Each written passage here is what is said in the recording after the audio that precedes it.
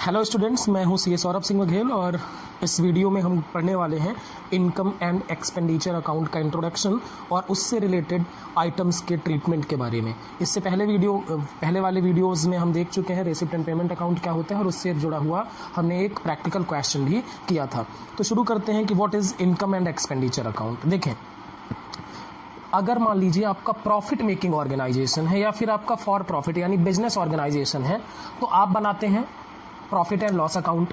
इसी तरीके से नॉन फॉर प्रॉफिट ऑर्गेनाइजेशन में बनाया जाता है इनकम एंड एक्सपेंडिचर अकाउंट, जिससे हम साल के आखिरी में ये पता कर सकें कि हमारी एक्टिविटी से, हमारे ऑपरेशन से हमें क्या कोई फायदा हुआ है या नुकसान। देखो, हम प्रॉफिट मेकिंग ऑर्गेनाइजेशन नहीं है, ये बात फैक्ट है, लेकिन क्या हमें पता करना पड़ेगा कि whether we are in situation of surplus और इन सिचुएशन ऑफ डेफिसिट। तो यहां पर प्रॉफिट एंड लॉस का पता नहीं लगाया जाता, यहां पर सरप्लस एंड डेफिसिट के बारे में पता लगाया जाता है। फिर अब income and expenditure account is prepared on accrual basis. Accrual basis मतलब मर्केंटाइल बेसिस पे। जैसे रेसिप्ट एंड पेमेंट अकाउंट किस बेसिस पे बनाया जाता है? कैश बेसिस पे। वैसे ही इनकम एंड एक्सपेंडिचर अकाउंट दूसरे तरीके से बनाया जाता है, ये होता है अक्रूअल बेसिस। उसके बाद all incomes and gains credited and all expenses and losses क्या होंगे? डेबिटेड। आपने नॉमिनल अकाउंट का रूल पढ़ा होगा 11th में। नॉमिनल अकाउंट में क्या किया जाता है? नॉमिनल अकाउंट का रूल ही होता है debit all expenses and losses, credit all incomes and gains. तो इनकम एंड एक्सपेंडिचर अकाउंट का नेचर कैसा हुआ? नॉमिनल अकाउंट का। जितनी भी इनकम होगी वो सब क्रेडिट होगी, जितनी भी एक्सपेंसेस होंगे वो सब डेबिट होंगे। अब देखो, मान लो कि हमारे एक्सपेंस ज़्यादा हैं, हमारे एक्सपेंसेस क्या हैं? ज़्यादा हैं, और हमारी इनकम क्या है? वो कम है। तो जाहिर सी बात है एक्सपेंस ज़्यादा होगा, इनकम कम होगी, तो हमें क्या होगा? लॉस। लेकिन लॉस तो बिजनेस में होता है, यहाँ पर हम उसको क्या बोलेंगे? डेफिसिट। यहाँ पर हम क्या बोलेंगे? डेफिसिट। और अगर मान लीजिए हमारे इनकम ज़्यादा है और एक्सपेंसेस इनकम से कम है, तो प्रॉफिट मेकिंग ऑर्गेनाइजेशन में इसे क्या कहते थे? प्रॉफिट। लेकिन हम यहाँ पर क्या करेंगे? सरप्लस। इसे क्या कहेंगे? सरप्लस। आप जानते थे, आप जैसे जब प्रॉफिट मेकिंग ऑर्गेनाइजेशन में क्या होता था, जब हमारा प्रॉफिट होता था तो हम क्या करते थे? उसको बैलेंस शीट में कैपिटल में ऐड कर देते थे। तो इसमें भी क्या किया जाएगा? बैलेंस शीट में जो सरप्लस होगा, surplus will be added to the capital fund in the balance sheet. मतलब जो कैपिटल फंड होगा उसमें हम क्या करेंगे? सरप्लस को ऐड कर देंगे, और जो आपका डेफिसिट होगा, that deficit will be deducted from the capital fund in the balance sheet. मतलब बैलेंस शीट में उसको घटा दिया जाएगा। तो गाइज अब आगे चलते हैं।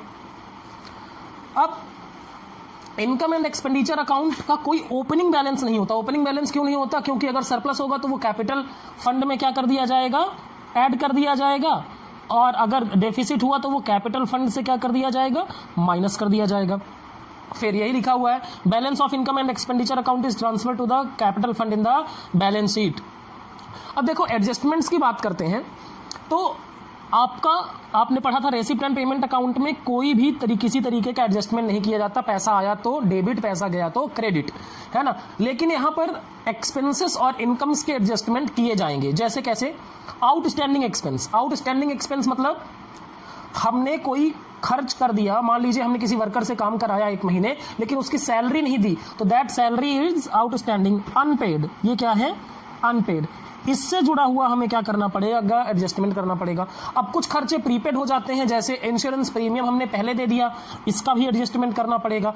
Accrued income. Accrued income the income which is earned but not received. मतलब हमने मान लीजिए कि हमने सब्सक्रिप्शन का पैसा मिलना है 500, 100 मेंबर से मिलना था 50 रुपये, तो कितना मिलना था हमें? 5,000। लेकिन हमारे अभी 30 मेंबर्स ने पैसा नहीं दिया है, तो हमें 1,500 रुपये नहीं मिले होंगे। तो ये जो 1,500 रुपये है, ये क्या है? ये है अक्रूड इनकम। ये क्या है? Accrued income. ठीक है। और इनकम रिसीव्ड इन एडवांस, इसको क्या बोलेंगे? मान लो कि अगले साल का भी पैसा मिल गया, 100 मेंबर्स थे, 50 रुपए हमें देने थे, तो 5,000 मिलना था। लेकिन 20 मेंबर्स ने क्या किया? अगले साल का भी पैसा हमें दे दिया, तो 1,000 रुपए हमें अगले साल के भी मिल गए। तो इसको क्या बोलेंगे? ये 1,000 रुपए जो मिले हैं, ये क्या होंगे? Income received in advance. तो हमें इन सभी के बारे में क्या करना पड़ेगा, एडजस्टमेंट करना पड़ेगा। Outstanding expenses, prepaid expenses, accrued income और इनकम रिसीव्ड इन एडवांस, ये एडजस्टमेंट एक बहुत क्रूशियल रोल प्ले करते हैं इनकम एंड एक्सपेंडिचर अकाउंट के केस में। हम इनको डिटेल में भी पढ़ेंगे। उसके बाद बात करते हैं rules for preparing income and expenditure account. क्या रूल्स हैं, कौन सी बातें ध्यान रखनी है। देखें, हमने जब रेसिप्ट एंड पेमेंट अकाउंट पढ़ा था तो हमने बोला था कि रेसिप्ट हुआ तो डेबिट और पेमेंट हुआ तो क्रेडिट। तो रेसिप्ट हुआ चाहे वो रेवेन्यू नेचर का हो या फिर कैपिटल नेचर का हो, हमें उस देखना नहीं होता था रेसिप्ट एंड पेमेंट अकाउंट में। लेकिन इनकम एंड एक्सपेंडिचर अकाउंट में हम क्या करेंगे, ध्यान देंगे। अगर इनकम है, अगर हमें रेसिप्ट हुई है, इनकम हुई है और वो करंट अकाउंटिंग पीरियड से है, relating to current accounting period से, तो चाहे वो मिली हो चाहे नहीं मिली हो, उसे अगर वो रेवेन्यू इनकम है, वो अगर रेवेन्यू इनकम है तो उसे क्या किया जाएगा, क्रेडिट किया जाएगा इनकम एंड एक्सपेंडिचर अकाउंट में। और अगर वो कैपिटल रेसिप्ट है तो उसे हम इनकम एंड एक्सपेंडिचर अकाउंट में नहीं लिखेंगे, बल्कि उसे लिखा जाएगा बैलेंस शीट में। देखो भैया, अब रेवेन्यू इनकम क्या है, जैसे सुन लो, मैं बात कर रहा था, मान लो कि सब्सक्रिप्शन ये मेंबर्स देते हैं। अब मान लो हमारे मेंबर्स थे 100 मेंबर और उनसे सभी से मिलना था 50 रुपए सब्सक्रिप्शन, तो कितना मिलना था, 5,000 रुपए मिलना था। अब इसमें से मान लो कि 30 मेंबर्स ने पैसे नहीं दिए, कितने, 30 मेंबर्स ने पैसे दे दिए, तो 30 मेंबर्स ने पैसे नहीं दिए तो 1500 रुपए हमें नहीं मिला। तो रिसीव कितना हो गया, 3500 रिसीव हुआ होगा 5000 में, और नॉट रिसीव्ड कितना, 1500। लेकिन इन दोनों को ही कहां ट्रांसफर किया जाएगा, इनकम एंड एक्सपेंडिचर अकाउंट में। क्यों, क्योंकि ये करंट पीरियड से रिलेटेड है और अक्रूवल बेसिस पे हम करंट पीरियड का सारा हिसाब किताब करते हैं। हम ये नहीं देखते कि हमें मिला है कि नहीं मिला, करंट अकाउंटिंग पीरियड से रिलेटेड है तो अक्रूवल बेसिस में इसको इनकम एंड एक्सपेंडिचर अकाउंट में ट्रांसफर किया जाएगा। कैपिटल रेसिप्ट्स को बैलेंस शीट में दिखाया जाएगा। इसी तरीके से अगर हम एक्सपेंडिचर की बात करें तो एक्सपेंडिचर अगर करंट अकाउंटिंग पीरियड से रिलेटेड है और वो रेवेन्यू एक्सपेंडिचर है तो उसे इनकम एंड एक्सपेंडिचर अकाउंट में क्या किया जाएगा, डेबिट कर दिया जाएगा, भले ही उसका पेमेंट हुआ हो या नहीं। जैसे समझो, मान लो कि वर्कर्स की सैलरी थी, एक वर्कर काम करता है हमारे यहाँ, उसकी सैलरी 1000 रुपए है, तो 12 महीने में कितना होगा, 12,000 रुपए। लेकिन हमने अभी 2 महीने की सैलरी नहीं दी है जो आउटस्टैंडिंग है, तो कितना हुआ आपका, 2000 रुपए। तो पेमेंट कितना किया होगा आपने, 10,000 रुपए का। तो 10,000 रुपए पेड और 2,000 रुपए नॉट पेड, लेकिन दोनों को ही क्या किया जाएगा, डेबिट किया जाएगा इनकम एंड एक्सपेंडिचर अकाउंट में, क्योंकि ये करंट अकाउंटिंग पीरियड से रिलेटेड है और रेवेन्यू है। अक्रूवल बेसिस में करंट अकाउंटिंग पीरियड का सारा हिसाब किया जाता है। अब ध्यान देंगे, इनकम एंड एक्सपेंडिचर अकाउंट में सिर्फ और सिर्फ रेवेन्यू इनकम और रेवेन्यू एक्सपेंडिचर ही लिखे जाएंगे। कैपिटल रेसिप्ट्स और कैपिटल एक्सपेंडिचर को नहीं लिखा जाएगा, बल्कि उन्हें बैलेंस शीट में लिखा जाएगा। ठीक है, अब आगे बात करते हैं। अब ये फॉर्मेट है आपका इनकम एंड एक्सपेंडिचर अकाउंट का। तो फॉर्मेट क्या है, डेबिट में एक्सपेंडिचर लिखना है, क्रेडिट में इनकम। एक्सपेंडिचर कौन से लिखे जाएंगे, सिर्फ रेवेन्यू एक्सपेंडिचर, और उसमें आउटस्टैंडिंग और प्रीपेड एक्सपेंडिचर का क्या किया जाएगा, एडजस्टमेंट किया जाएगा। ठीक है, और उसमें नॉन कैश आइटम्स भी लिखे जाएंगे, डेप्रिसिएशन भी लिखा जाएगा, loss on sale of fix asset, sports material used. और इनकम में सभी रेवेन्यू इनकम्स लिखी जाएंगी, उसमें क्या करना पड़ेगा, एडवांस और अक्रूड इनकम का क्या करना पड़ेगा, एडजस्टमेंट करना पड़ेगा, और profit on sale of fix assets, इनको भी लिखना पड़ेगा। अब देखो, अगर हमारा इनकम का पार्ट ज्यादा है, अगर हमारी इनकम्स ज्यादा है, मतलब अगर क्रेडिट साइड ज्यादा है और डेबिट साइड कम, क्रेडिट साइड ज्यादा है और डेबिट साइड कम, तो क्या होगा, सरप्लस। क्या होगा, सरप्लस। और अगर डेबिट साइड ज्यादा है और क्रेडिट साइड कम, तो क्या होगा, डेफिसिट होगा। क्या होगा, डेफिसिट। ठीक है, अब अगर बात करें तो जब सरप्लस होगा तो उसको क्या बोला जाता है, that is excess of incomes over expenditure. और जब आपका डेफिसिट होता है तो उसको कहा जाता है that is excess of expenditure over income. ठीक है, तो इस तरीके से आपका ये फॉर्मेट होगा। हालांकि हम जब क्वेश्चन करेंगे तो आपको डिटेल में समझ में आ जाएगा। अभी सिर्फ इतना समझना है कि रेवेन्यू एक्सपेंडिचर्स को डेबिट किया जाएगा, रेवेन्यू इनकम्स को क्रेडिट किया जाएगा, बस इतनी सी बात है। अब आगे चलते हैं। अब जो अकाउंटिंग ट्रीटमेंट है उनकी बात कर लेते हैं कि किस तरीके से अकाउंटिंग ट्रीटमेंट किया जाएगा, किस तरीके से अकाउंटिंग ट्रीटमेंट किया जाएगा इनकम एंड एक्सपेंडिचर अकाउंट। देखो, एंट्रेंस फीस क्या होता है? एंट्रेंस फीस क्या होता है? जब कोई मेंबर क्या है हमारे क्लब में, हमारे ऑर्गेनाइजेशन में, नॉन फॉर प्रॉफिट ऑर्गेनाइजेशन में क्या है, वो एडमिशन लेना चाहता है, तो ये जनरली हर साल पे किया जाता है। तो इसको क्या बोलते हैं? एंट्रेंस फीस या एडमिशन फीस। जैसे स्कूल में होता है ना, आपको हर साल एडमिशन फीस देनी होती है, तो ये क्या हो गया, अब ये रेवेन्यू नेचर का होता है, इसलिए इसको क्या करेंगे, देखो सबसे पहले हमें रूल समझ लो आप इनकम एंड एक्सपेंडिचर अकाउंट बनाने का। सबसे पहले आइटम को समझना पड़ेगा हमें कि वो रेवेन्यू है या फिर कैपिटल। अगर वो रेवेन्यू है तो उसको इनकम एंड एक्सपेंडिचर अकाउंट में भेजना है, कैपिटल है तो उसको बैलेंस शीट में ले जाना है। तो एंट्रेंस फीस क्या है? रेवेन्यू है, और ये इनकम है, ये क्या है? इनकम है, तो इसको कहां भेजेंगे? Credit side of income and expenditure account, क्योंकि रूल क्या है? Credit all incomes and gains. Life membership fees, देखो लाइफ मेंबरशिप फीस जिंदगी में एक ही बार पे की जाती है, मेंबर आता है वो एक बार पे कर देता है बस। अब लाइफ मेंबरशिप फीस एक बार पे किया जाता है और पूरी लाइफ टाइम, तो इसको रेवेन्यू तो मान नहीं सकते, इसको माना जाएगा क्या? कैपिटल। तो कैपिटल है तो इसको क्या करेंगे? बैलेंस शीट में कहां ऐड करेंगे? कैपिटल फंड में, लायबिलिटी साइड। फिर स्पेशल रेसिप्ट्स, देखो स्पेशल रेसिप्ट्स किसे कहते हैं? मान लीजिए कि आप जो है एक आपकी क्लब में आप एक काम करा रहे हैं जहां पर फॉर एग्जांपल आपने एनुअल फंक्शन कराना है, ठीक है, आपका जिम था, एनुअल फंक्शन कराना है, तो उसके लिए मेंबर से आपने कुछ पैसे लिए। अब मेंबर से कुछ पैसे लिए एनुअल फंक्शन के लिए, तो एनुअल फंक्शन पे कुछ खर्च भी करना पड़ेगा, तो उसके लिए एक सेपरेट रेसिप्ट और एक्सपेंडिचर बनाना पड़ेगा। कैसे बनाने? मान लीजिए कि आपको रेसिप्ट हुआ 5,000 और उसमें खर्चे हुए 3,000, तो नेट कितना हुआ? नेट आपको 2,000 रुपए का इनकम हुआ। अब इस 2,000 को कहां भेजा जाएगा? इनकम एंड एक्सपेंडिचर अकाउंट के क्रेडिट साइड। कहां भेजा जाएगा? Credit side. लेकिन मान लो ऐसा भी तो हो सकता है, रेसिप्ट 20,000 हुआ लेकिन खर्च ज्यादा हो गया, तो यहाँ 13,000 का आपको क्या हो जाएगा? लॉस हो जाएगा। अब इस लॉस को कहां भेजा जाएगा? इनकम एंड एक्सपेंडिचर अकाउंट के डेबिट साइड, ठीक है। अब हम बात करते हैं डोनेशंस की।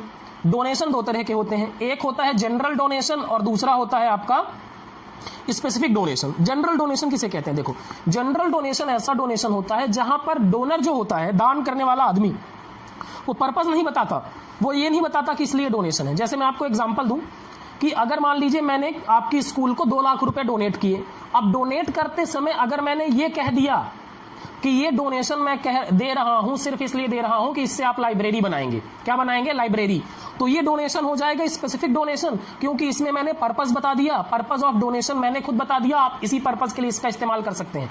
लेकिन अगर मैं सिर्फ 2 लाख देता और कुछ ना कहता तो वो डोनेशन होता जनरल डोनेशन। और जनरल डोनेशन में, क्योंकि जनरल डोनेशन क्यों होता? क्योंकि मैंने इसके इस्तेमाल के लिए कोई स्पेसिफिक कंडीशन नहीं रखी है।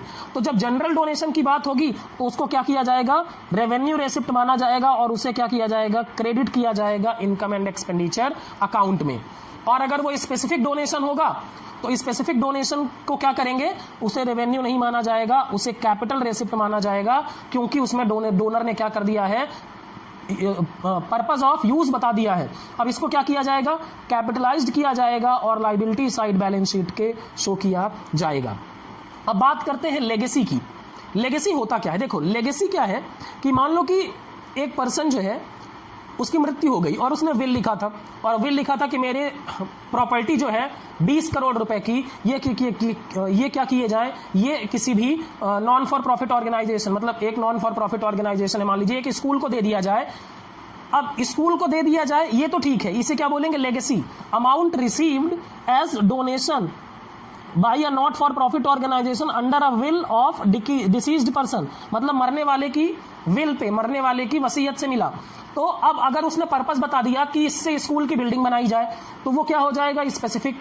और अगर उसने पर्पस नहीं बताया तो वो क्या हो जाएगा? जनरल। और जब जनरल होगा तो आप किसी भी पर्पस के लिए इस्तेमाल कर सकते हैं, ठीक है। तो अगर जनरल डोनेशन है तो उसे इनकम एंड एक्सपेंडिचर के क्रेडिट साइड में लिखा जाएगा, और अगर वो स्पेसिफिक डोनेशन है तो उसे क्या किया जाएगा? Liability side of balance sheet लिखा जाएगा, ठीक है। अब हम आगे अगर बात करें स्पोर्ट्स मटेरियल, देखो स्पोर्ट्स मटेरियल क्या होता है, एसेट होता है। लेकिन स्पोर्ट्स मटेरियल को, अच्छा जब एसेट है तो कहाँ लिखेंगे, बैलेंस शीट में लिखेंगे।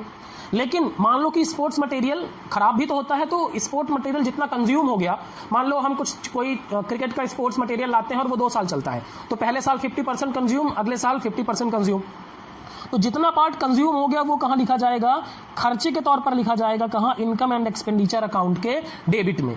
और मान लो कि हम सेल करते हैं, sale of sports used sports material. देखो अगर मान लो कि हमने क्रिकेट का स्पोर्ट्स मटेरियल लाए थे और वो 1000 रुपये का था, 2 साल में ये पूरा खराब हो गया। अब 2 साल में पूरा कंज्यूम हो गया, कंज्यूम हुआ तो मतलब हमने डेबिट किया होगा इनकम एंड एक्सपेंडिचर अकाउंट में। अब इसको हमने 2 साल के बाद जब ये पूरी तरह खराब हो गया तो 100 रुपये में बेच दिया। अब ये 100 रुपये में जो बेचा, ये जो पैसा मिला, इसको क्या किया जाएगा, क्रेडिट किया जाएगा इनकम एंड एक्सपेंडिचर अकाउंट में। अब मान लो कि स्पोर्ट्स मटेरियल था, स्पोर्ट्स मटेरियल मान लो कि 1000 का खरीदा था, 1 साल यूज़ किया, तो अभी उसकी वैल्यू 500 बची है, 2 साल चलेगा, तो अभी उसकी बुक वैल्यू कितनी है, 500, कितनी है, 500, ठीक है। अब 500 है, हमने उसको बेचा मान लो 700 में, कितने में बेचा, 700 में, तो 200 का प्रॉफिट हो गया। ये 200 क्या किया जाएगा, क्रेडिट कर दिया जाएगा इनकम एंड एक्सपेंडिचर अकाउंट में, क्योंकि ये गेन है। और मान लो बुक वैल्यू 500 थी और हमने उसको बेचा होता 350 रुपये में, तो 150 का घाटा होता, और ये घाटा कहाँ जाएगा, डेबिट किया जाएगा इनकम एंड एक्सपेंडिचर अकाउंट में, ठीक है। अब अगर हम बात करें example sale of old assets, बात करते हैं सेल ऑफ ओल्ड एसेट्स। आपके पास एसेट थी, आपने उसको बेच दिया, एसेट थी उसको आपने बेच दिया, तो क्या होगा, देखो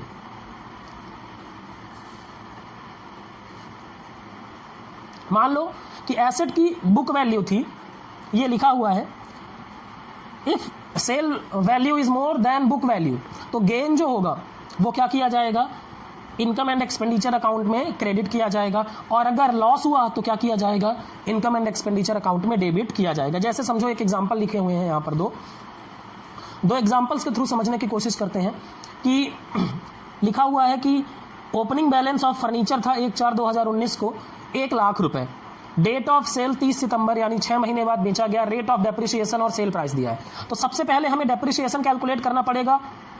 तो देखो क्या होगा, ओपनिंग बैलेंस ऑफ फर्नीचर कितना है आपका, 1 लाख। अब इसमें माइनस करना पड़ेगा डेप्रिसिएशन, डेप्रिसिएशन 1/4 से 30 सितंबर यानी 6 महीने का, तो 1 लाख पर 20% डेप्रिसिएशन है, और ये 6/12, तो कितना आएगा, 1 साल का डेप्रिसिएशन आएगा आपका 10,000 रुपये, 6 महीने का डेप्रिसिएशन, इसको माइनस करेंगे तो आपका बुक वैल्यू कितना बचा, 90,000 रुपये। ये क्या बचा आपका बुक वैल्यू। और आपने सेल कितने में किया है, सेल 95,000 में, तो सेल 95 में किया, बुक वैल्यू 90, तो 5,000 का फ़ायदा हो गया। ये फ़ायदा क्या किया जाएगा, ये क्या है, प्रॉफिट, प्रॉफिट यानी गेन।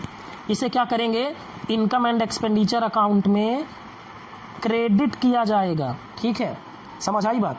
अब दूसरे क्वेश्चन पे बात करते हैं। दूसरा क्वेश्चन क्या है, मान लो बैलेंस था, ओपनिंग बैलेंस कितना है, 2 लाख रुपए। अब माइनस करेंगे डेप्रिसिएशन, कितना, 2 लाख रुपए पर 10% का डेप्रिसिएशन, और ये 9 महीने चला क्योंकि 31 दिसंबर, तो कैसे, अप्रैल मई जून जुलाई अगस्त सितंबर अक्टूबर नवंबर दिसंबर, तो कितने, 9 महीने, तो 9/12, तो ये आपका डेप्रिसिएशन कितना आएगा, 15,000, कितना आएगा, 15,000, आप कैलकुलेट कर सकते हैं, 15,000 ही आएगा। तो ये कितना हो गया आपका बुक वैल्यू, 1,85,000, कितनी हो गई बुक वैल्यू, 1,85,000। आपने सेल कितने में किया, 1,60,000, तो 1,85,000 वाला माल 1,60,000 में बेचा, तो 25,000 का क्या हो गया, लॉस हो गया।